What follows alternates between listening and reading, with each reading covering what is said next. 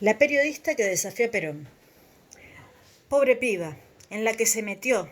Va a terminar en una zanja, vaticinó mi papá frente al televisor. Su cara se había desencajado de golpe y yo recuerdo haber sentido, a los 8 años, un ramalazo de miedo.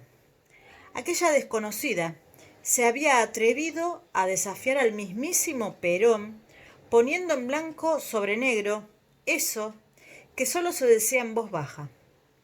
La periodista del diario El Mundo se había atrevido a preguntarle al general por el accionar clandestino de los grupos parapoliciales.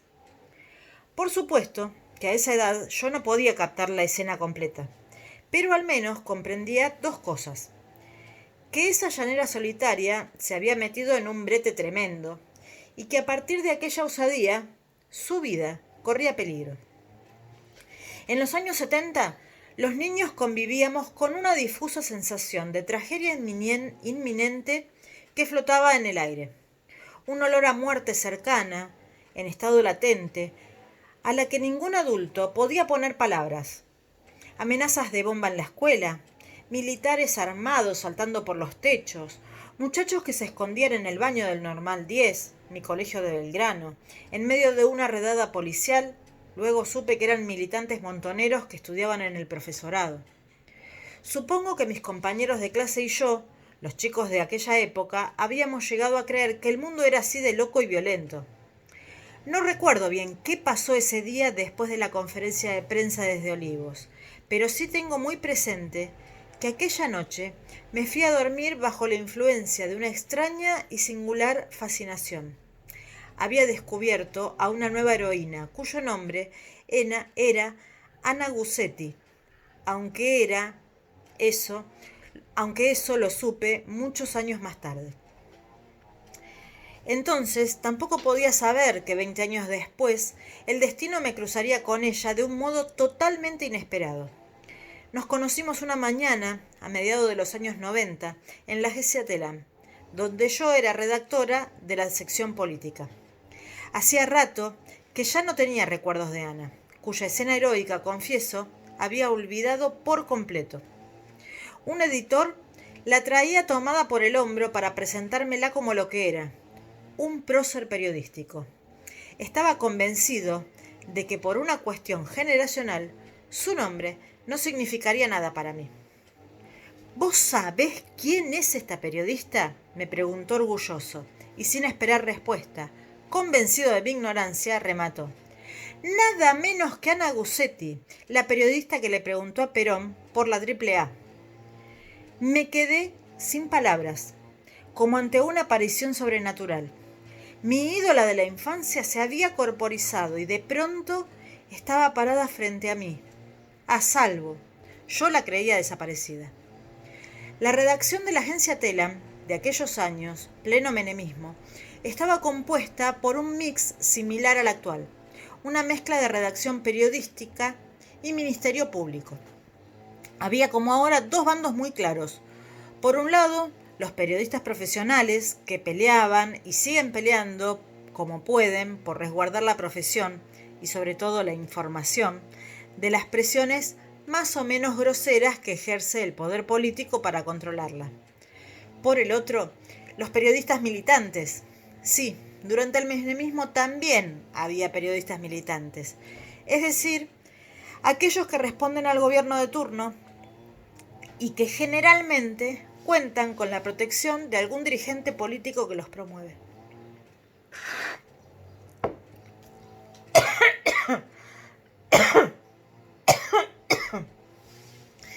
En líneas generales, los periodistas profesionales tenían los cargos inferiores. En tanto, los militantes eran premiados con los puestos más altos como jefes. Es decir, los periodistas que respondían al poder político tenían a su cargo la responsabilidad editorial de la agencia mal llamada pública. En ese rango revistaba, por ejemplo, Eduardo Anguita, un ex militante de la izquierda revolucionaria, hoy enamorado del kirchnerismo, quien en tiempos de Carlos Menem se desempeñaba como editor de la agencia oficial. No era el único caso. Es que aún en tiempos del Riojano funcionaba la solidaridad peronista. Y eso puso en marcha, una vez más, para que Ana entrara a trabajar en la agencia del Estado, que ya cobijaba en su seno, y sin discriminar, a algunos pocos exmontoneros y a otros militantes setentistas. En los 90 se asumía que todos habían sido viejos compañeros y nadie hacía preguntas incómodas. Era la época del 1 a 1 y de la falsa pertenencia al primer mundo. En aquella conferencia de prensa en Olivos, Ana había ido en representación de un diario ligado al PRT. El Mundo era cercano al ERP, pero Ana nunca había integrado la guerrilla. Simplemente simpatizaba con algunas de las posiciones de la organización como tantos jóvenes de su generación. Pascual Albanese, periodista, antiguo miembro de la derecha del PJ y menemista secas, la había hecho entrar a Telam. Se habían conocido en la militancia gremial, ya en democracia, poco después de que Gussetti se separara del dirigente comunista Sergio Peralta, con quien estuvo en pareja varios años. A mediados de los 90, la reportera que se le animó al general se había reconciliado totalmente con su padre político y hasta se había peronizado. La vida no había sido amable con ella y se le notaba en el cuerpo, en el alma y en el carácter. Fumaba 2 atados de cigarrillos por día. Se descuidaba de 1000 maneras, tenía problemas con el alcohol. Había comenzado su proceso de autodestrucción, lento pero seguro. A mediados de los 90 tenía poco más de 50 años, pero parecía una mujer mucho mayor. La detención, tortura y los avatares del exilio interno, se había refugiado en Córdoba, que siguieron aquella osadía memorable, seguían al parecer pasándole factura. Se salvó de ser una desaparecida por la influencia de su tío marino, César Gussetti, quien más tarde, en el inicio de la dictadura, fue canciller de Videla. Antes del golpe, aparentemente, aún se podía interceder con algún éxito por familiares de víctimas de la represión ilegal.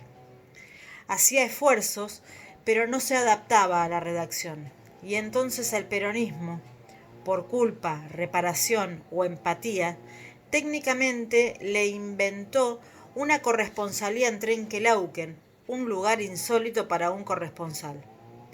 Allá, decían, iba a poder trabajar más tranquila. Se lo merecía. Pero Ana no podía con su genio. Apenas llegó al pueblo, organizó en esa ciudad la primer marcha por el asesinato de José Luis Cabezas. Años antes, durante su exilio interno en Córdoba, le había puesto el cuerpo a una investigación periodística sobre el asesinato del ex senador radical Regino Mathers, que aún sigue impune.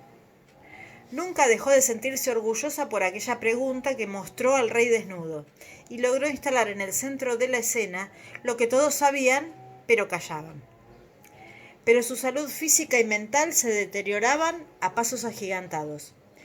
Incluso una noche tuvo que salir a buscarla porque andaba vagando de madrugada y sin rumbo por el pueblo, cuenta Ana María Ford, una periodista jubilada que aún continúa trabajando en el diario La Opinión de Trenquelauquen y que la acompañó hasta donde pudo en sus años finales. A Ford y a todos los periodistas de Telam, Ana llegó a contarles que después de aquella conferencia de prensa en febrero de 1974, logró tener un encuentro cara a cara con Perón poco antes de su muerte. Entonces, Perón le habría dicho: mientras yo viva, no te va a pasar nada. Ana falleció en Trenquelauquen a los 68 años. Murió sola y olvidada.